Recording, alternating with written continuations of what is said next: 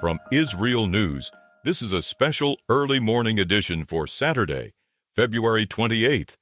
Israel and the United States have launched a joint military operation against targets in Iran, according to statements from both governments. The Israel Defense Forces say the operation is broad and coordinated, targeting military facilities and senior regime and military officials. This comes amid escalating confrontation between Israel and Iran, following months of heightened regional tension. An Israeli official says strikes this morning targeted Iran's supreme leader Ali Khamenei and President Masoud Pezeshkian, along with other senior commanders. The results of those strikes are currently unclear. Earlier, Iran's Tasnim news agency reported that President Pezeshkian was in full health. This development follows expanded Israeli air operations inside Iranian territory. Iran has launched 35 ballistic missile barrages toward Israel, according to Israel's Channel 12. Sirens sounded across central and southern Israel, and the IDF says air defense systems are operating to intercept incoming projectiles. This occurs as both countries' airspaces have been closed amid active military exchanges. A man in his 50s was lightly injured in northern Israel during the missile attacks, according to Magen David Adom. The ambulance service says he was hurt after falling into a hole created by missile fragments.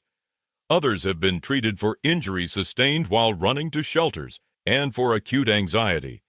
Authorities are continuing to assess impacts from the missile fire.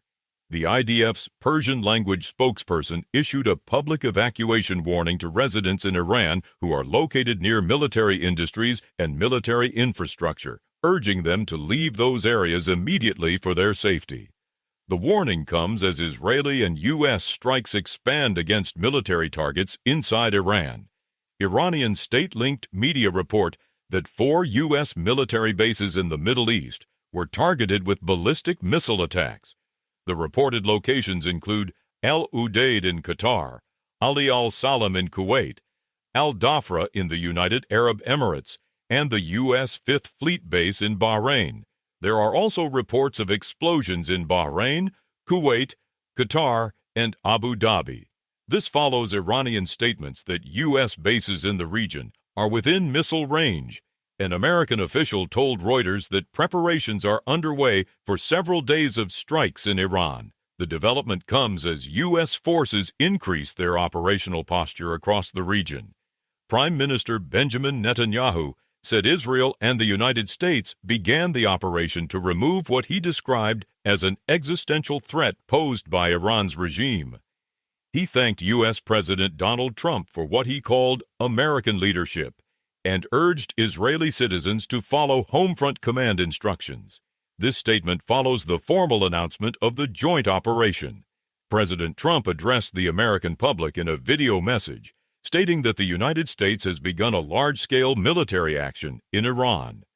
He said the objective is to eliminate threats posed by the Iranian regime and to protect American citizens.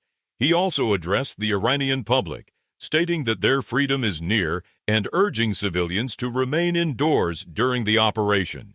The address comes as U.S. forces participate directly in the coordinated strikes. The IDF says its chief of staff and senior commanders are conducting ongoing situation assessments, and forces are deployed in defensive and offensive readiness across multiple fronts. Authorities are instructing Israeli civilians to follow updated Homefront Command guidance as conditions evolve. Those are the latest headlines from IsReal News.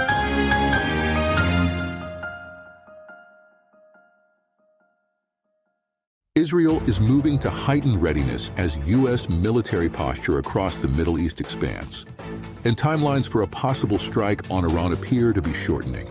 Washington says diplomacy remains the preferred path, but military options are actively being prepared. Iranian officials warn the nuclear gap with the United States may no longer be bridgeable. Stay with IsReal News for updates.